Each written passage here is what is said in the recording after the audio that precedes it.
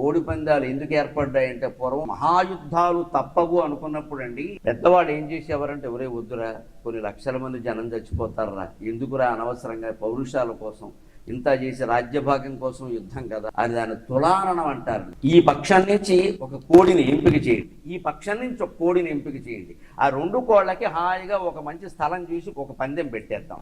ఏ కోడి చనిపోతే వాళ్ళు ఓడిపోయినట్టు, పారిపోయినా చాలు ఓడిపోయినట్టు లెక్క, మిగిలిన వాళ్ళు గెలిచినట్లు లెక్క. అని అశేష జన నష్టాన్ని, లక్షల నష్టాన్ని ఆపు చేయడం కోసం, క్రీడగా యుద్ధాలు నివారించి శాంతి కోసం ఏర్పాటు చేసింది కోడి పందాల. ప్రత్యక్ష ఉదాహరణ పల్నాటి యుద్ధం సినిమా చూడండి. ఇలాగ మహత్తరమైన యుద్ధాలను నివారించడానికి పెట్టినటువంటి కోడి పందాలని మనం సంక్రాంతి పేరు మీద ఆడడం తప్పు అయితే, జనవరి నెలంతా ఆడడం, ఏడాదంతా ఆడడం ఇంకా దుర్మార్గం. అటువంటివన్నీ ఆపు చేసుకుని ఇళ్లల్లోనే మనం సరదాగా ఆనందంగా గడపాలి. దానికి తగినటువంటి ఆటలు పాటలు మనకి ఉండనే ఉన్నాయి.